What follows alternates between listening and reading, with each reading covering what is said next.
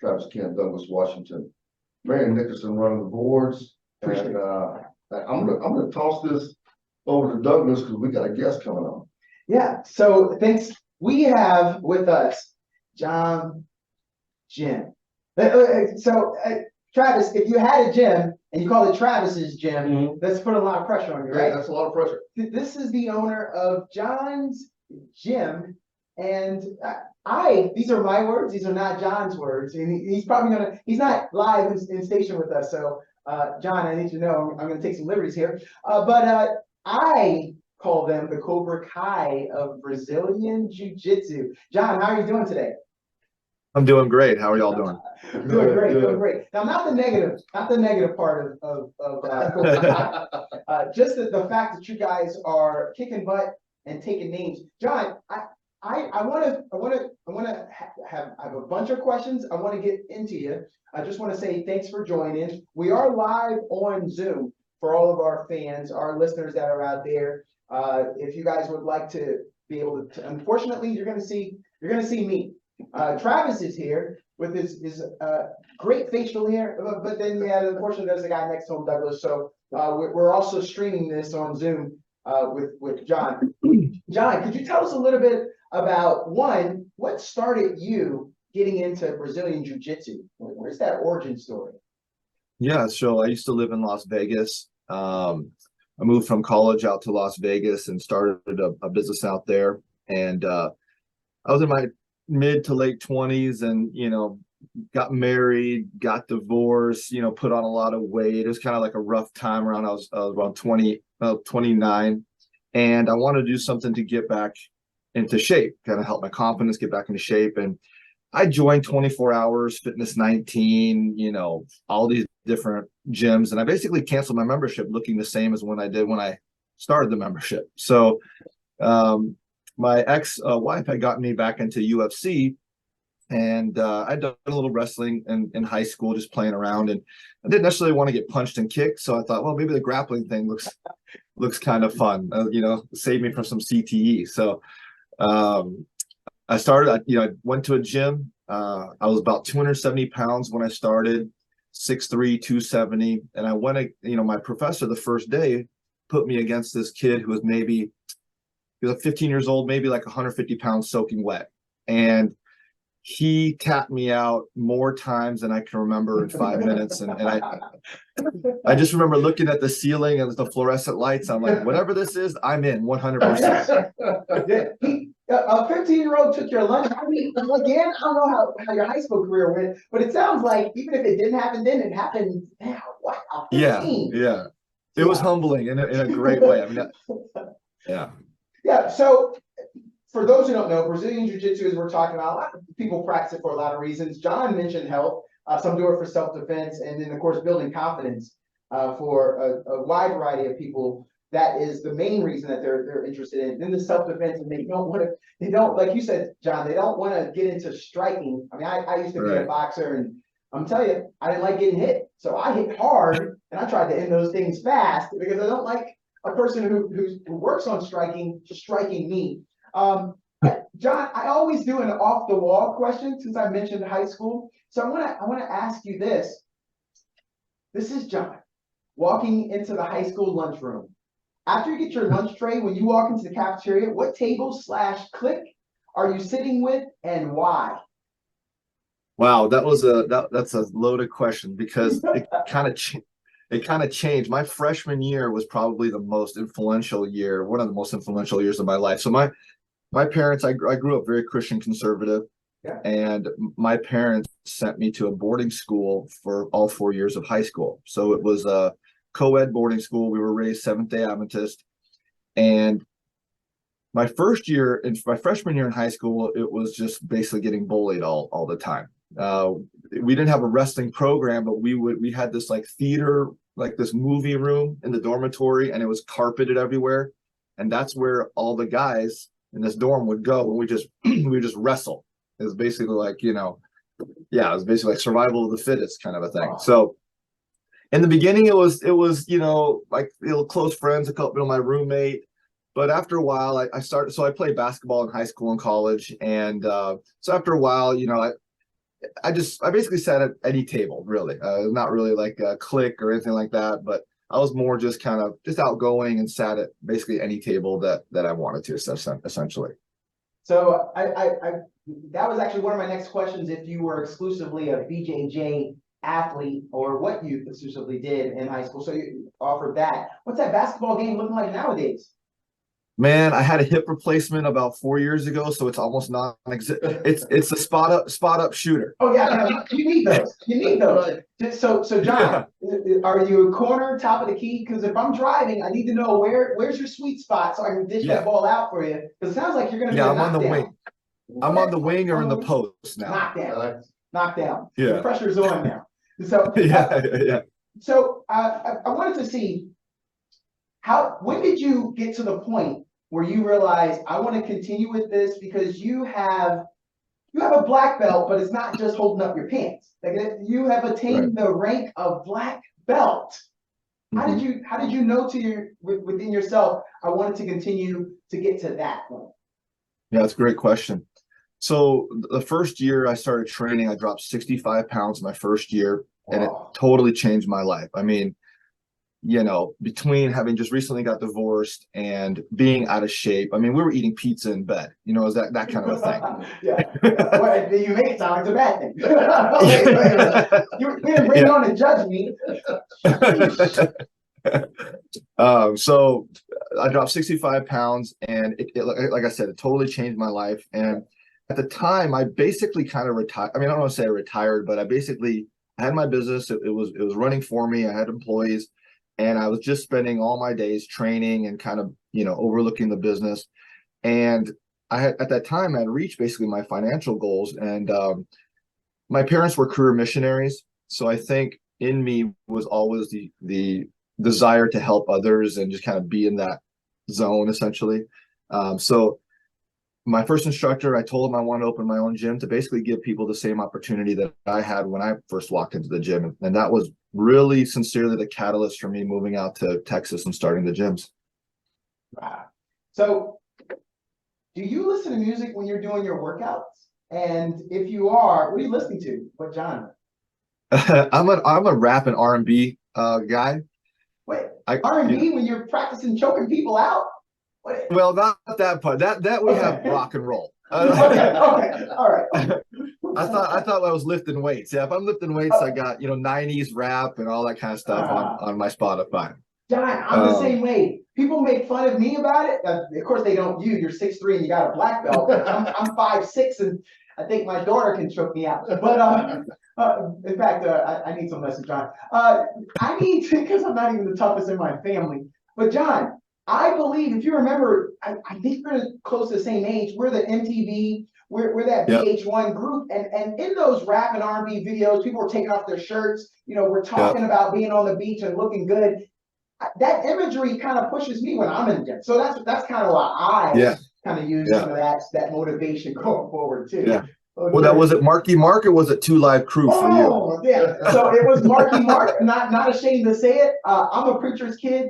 And I definitely, when I was able to sneak stuff, I didn't go straight to the NWA Two Live Crew. I had to take what was on the radio and in small little bites. Oh, John, we are going to take the opportunity to have some callers when they come in. John, when did you know you were good enough to open your own? I mean, we all struggle with self-confidence, self-esteem. Sounds like you already were a businessman, but when did you get to the point where you were like, you know what? This is the church kid joke here, but when did you know everyone wanted to follow the teachings of John? Well, yeah, I guess the catalyst wasn't really that. It was more just kind of giving the people the opportunity. And I was basically naively optimistic. I had no idea what I was doing when I opened the gym. I mean, my memberships this was back in 2010. So we kind of like coming out of the recession of 2008, kind of. People are still kind of clinging to the wallet. So I mean, I just bootstrapped it. I took all my savings, bootstrapped the first gym, and it took a while for it to be profitable, for sure. But I talked to people that had started gyms in the past, and one of the things they told me is that opening a gym is like paddling upstream, because people leave and you're always constantly trying to bring people in. So it was just the energy of wanting to give people, like, when I first started the gym and people would cancel their membership, I would take it like literally personal. Yeah. I was just like, what? You have no idea what you're doing. Why are you canceling? But after a while you get over that, but because I just wanted to help so many people, and that was really the energy that got me through. Yeah. So John, you didn't seem like you well, you're not in the studio with me. You're not mad that I called you guys the Cobra Kai IBJJF, are you? Let me just find out. No. Okay, good. Now, so the reason I say that for our listeners, is it true that there are children in your program that are dominating the state of Texas and the world? Man, big shout out to the program. Big shout out to the Georgetown location, specifically with Coach JJ. He's taken, so I used to teach everything, right? I teach the kids, the adults, and everything. And then Coach JJ came on as my assistant, and then eventually had bought into the gym and now is my business partner. And what he's done with the kids program is on another level. As you know, a lot of kids, about 20 kids just came back from the Pan Ams in Florida, which is the #1 kids jiu-jitsu tournament in the world. And we were fortunate to have one of our students place first, win gold medal, and then several others podiumed top 3 in the world. So yeah, I mean, in Texas, we're dominating, and Coach JJ has kind of taken that to the next level, and we're now traveling out of state, or they are traveling out of state. So it's awesome. So you have a world champion. I need to know, John, if that world champion wants to roll with you, what's your answer? Thankfully, I got size on her. So just wondering if that day you're like, my back. I just had something the other day. So John, there are parents, there are listeners that are out here. What would you say is the draw for some of these children that are getting into this sport? Because I think that I coach youth sports all around Georgetown, Round Rock, Austin, and when I tell them about what I see of children's in my path, I mean, I was a child martial artist myself. A lot of these parents aren't even considering it. What's the draw? Like, what can we give those listeners out there to give their kids some opportunity to cut down on the screen time and to get out off the couch, get out of the house with? What would you say? Well, first thing I would say is that not every kid is a child that wants to be in a sport with others, meaning like some people don't like team sports. I mean, that's the first group, right? Some people don't like team sports, and then so what do? You put them in tennis. That's cool. Golf. Okay, I get it. But there's something about giving your child the confidence to, I mean, like I wish my parents would have put me in something like that before high school. Not that, and I tell parents, look, your child's not going to go and beat up other kids, but just having the confidence to be able to use your words without feeling nervous that you're going to have to get into altercation that you can't handle. So for example, if someone was to pick on your daughter, or I got my son or daughter, if someone was to pick on our children, we don't want to, we used to say talk, tell, tackle. So talk to the person, tell them, hey, stop, tell a parent or teacher or principal. And if those things don't work, tackle the person, hold them down, grab their wrist and say, stop, leave me alone. And then you can walk away. So to be able to at least have that option, not to use it all the time, but at least have that confidence to be able to use your words rather than to feel nervous and not be able to speak up and say how you feel as a child, I think is invaluable over time, and especially as you become an adult as well. So that's the first group. So John, I want to piggyback off something you said there, which is, so within the world of martial arts, whether, from karate to judo to whatever it is, there's a theoretical basis of every discipline. So within Brazilian Jiu Jitsu, what's the theoretical basis of what Brazilian Jiu Jitsu is? Be able to subdue your opponent without inflicting harm. Okay. Okay. So, and like, so kids that come from striking martial arts, and to be fair, I have never I mean, I did some Muay Thai, but in terms of like traditional karate and Taekwondo, I just never did it. But I'm assuming, and someone could correct me, that they're trying to punch and kick the person until they stop. I mean, they're trying to hit them until they stop and inflict some pain. Where in jiu-jitsu, our objective is not to stand and bang. All right. So our objective is to close the distance, grab your opponent, take them to the ground, and control them without inflicting any damage. Now, in a rolling in class, we tap each other out. We do joint locks and do submission locks, and we tap, which is essentially like saying uncle. Then we say, hey, good job, help each other back up, and then we go at it again. John, I have a question. I'm at a Super Bowl party. There's some stuff out on the table. John, 6'3", grabs that last eclair, and I want it too. I push him. What do I do, John? I didn't know he had a black belt. I'm in a world of hurt. What would you tell me? What do I do? You need to walk away and you need to ask yourself, why did I just push that 6'3" guy for an eclair? Understood. That's a problem that I'll try to work on that. I'm gonna get better. That's a you problem, right? That's a you problem. Yeah. Okay. All right. Never scrap over food is what I'm kind of getting for that. Yeah. So you were saying that for even for the children, but we have a lot of adult listeners too. Let's say I'm not normally fit, and I like that you were saying you were 6'3", 270. You did have a sports background, but let's say I'm a 50-year-old dude, and I've been out the game for like a long time. And even when I was in the game, I was never in the game. I'm a gamer, but so I don't have that athletic background. Is this it for me? Because it sounds like I probably need to be a stud to be able to roll with some people, or forget that 15-year-old. One of your 5, 6-year-olds is going to tap me out. Like, how do I look at it if I'm from a different walk of life for the variety of listeners that we have? Yeah. I'd love to say it's for everybody, but let's just be honest, not everything is for everybody, right? Yeah. But I guess what I would say after that is they won't know unless they try. We have people that have previous athletic accomplishments in high school or college that just want to feel that camaraderie and that ignite that inner athlete again. And then we have people that sit at the desk all day, and work an IT job or an office job, and they don't want to go home and just plop on the couch and watch TV. It's just like that mundane routine over and over again. And so when they come to try jiu-jitsu, we have a beginner program that guides people, and we have different levels within our program that guides adults in a safe way where they can try jiu-jitsu without getting hurt, really.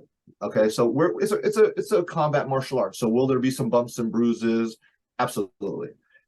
But it's almost like what I see with these kind of adults that have never done anything before is it's almost like a spark of excitement that happens when they do get a little bump and bruise. They haven't been bumped and bruised maybe by the keyboard landing on their toes or something, but they haven't been bumped or bruised, ever. And when they can learn to control their body, lose weight, feel confident, it's about them. But man, what happens at home, in the relationship, the partner comes and messages me and says, man, thank you, basically. Thank you for helping my husband, get their confidence back, or imagine your spouse encouraging you to go to the gym and be with your buddies. And because they know that when you come back, you're more calm, you're able to be more present. And that's really what happens versus going to work, hitting the rush hour traffic, getting into the home, and you haven't had any chance to decompress or anything. And sometimes you may take it out on people in your home. Well, this is like that nice in between where you can boost your confidence, lose some weight, make new quality friends for life, and learn something new, learn a new self-defense skill that anyone can at least try and determine if it's for them or not. On our way out, John, I got a couple more. Who are your top 5 athletes? Oh wow, Jordan, number 1. Okay. I'm a basketball player, so Jordan, I gotta go Kobe. I mean, are you talking about jujitsu or are you talking Oh, about just no, all? I'll take all sports, all athletes. Okay. Well, I'm a basketball nut, so I gotta Oh. stay in my lane here. Okay. Of course, I was a Walter Payton fan when I was younger. Oh, sweetness, Travis. You Yeah, know about those sweetness. days. Sweetness, him and Barry Sanders, man. Oh People my sleep on gosh. Barry Sanders. I don't know why. They need to go to YouTube and check out Yeah, some old school. yeah, exactly. But I go like I go Jordan off the top of my head. I gotta go Kobe, of course, LeBron. And then I'd go into football. I'd go, Peyton. I go, Barry Sanders was one of my favorite players when I was young too. So I go Barry Sanders. And as we finish here, John, how can we find you on social media? Where can we gain more information about John's gym, all the different locations, and just inquire a little bit more? Yeah, so we have 3 locations. We have one in Northwest Austin. You can search John's Gym Austin. We have one in Liberty Hill. Great guys that own that one in Liberty Hill, John's Gym Liberty Hill. And then of course we have the one where I'm predominantly at in Georgetown, and then you can search John's Gym Georgetown. And yeah, come try a class out. Like I said, in all 3 locations we have a beginner program that doesn't require you to do any sparring, any of that stuff. You can just come and learn, do some specific training, make new friends, get into better shape, and trust me, it will change your life for the better. John, I have a big mouth. It gets me into a lot of situations I should not be in. Would you still take me on? You know what's interesting about that is people. I know you don't really. You're a great guy, but I've never met someone that is like a tough guy. Let's say quote unquote tough guy that's come and try a class that's lasted. Because what happens is it's a weird thing, man. I've had the biker dude, I've had the former gang member, whatever. I've had people that have rough pasts that have come with tough demeanors. And what happens is I've never, honestly, I don't think I've ever really seen it in 13 years. What happens is when they come and try a class and realize that they don't really know how to defend themselves, I don't see them again. It takes that unique, humble person that maybe they're like that, but that comes in and realizes, wow, I really didn't know how to defend myself. I didn't know. I pray to God. Thank God that I never talk crazy to anybody that actually knew how to do anything, and then those people stick around. Those people, gain that confidence and they become humbled. And honestly, I don't want to say better people, but better people, Well, to our listeners, this is John Ramseier, owner of John's Gym. He's the jiu-jitsu instructor. He is a 2nd degree black belt. Started out under Bruno Bastos, who started jiu-jitsu under 6-time world champion Robert Drysdale. And John, thank you for the time. We are excited for this opportunity, and keep bringing. We want you to keep taking over Texas and keep bringing world champions back here to our area. It's kind of nice to brag so that the world champion resides right here in our your daughter's next. Your daughter's next, right? But that's the problem. Me and my mouth, I wouldn't know my limits with her, and then I'm choked out. I'll tap really quick. Then you said, I got you. My tough demeanor goes away. And I'm avoiding that. I was a track guy in college, so let's see if she can catch me, John. Let's see if she can there you go. That's your hope. That's right. Hey, thanks a lot. Thanks again, and have a great rest of the day. Thank you. My pleasure. I appreciate it. Yes, I'm shocked. If you would have told me that Brazilian Jiu Jitsu was going to be as big as it is now, because you hear about it, you watch UFC, it's like it's all everyone talks about. It's so I got into UFC roughly 10 years ago, and really had no exposure to martial arts in my childhood. Grew up in a small town and just was traditional. I played baseball with my buddies down at the baseball field, and then we went to the basketball court and played basketball, and then we played tackle football. Yes. I didn't grow up with that. And when I began to first watch UFC and see the mix of disciplines, and you see the Taekwondo guys, the Jiu Jitsu guys, the Judo guys, the traditional karate, the strikers, Yes. and the whole mix of it. It makes you very interested in what something does. And wrestling, by the way, wrestling last week, our guest last week, who was his basis was at the beginning of wrestling. Yes. It's fantastic, and the jiu-jitsu athletes are some of the most interesting because they're not afraid of. We always think of sports as offensive. We think of it as you want to be the offensive. Yeah. And jiu-jitsu is more of, yes, we'll try to be offensive, but when we become defensive, that's when we're most It dangerous. seems like it. It seems like they're taking your weakness. And when you extend yourself for your offense, it's like they're taking that and they're like, oh, you're gonna give me that arm? That's what, So, yeah, I was pretty confident of that jab until you took that arm. And just as he said, I'm gonna tap or I'm gonna say uncle. that's right. At that point, I don't want you to do something with that arm and bend it in a way that it's not supposed to go. Yeah, that's really cool. Well, we certainly appreciate John coming on. You can go online and find more information on John's gyms throughout the Austin area. We need to get you a break. We'll Yeah. come right back out.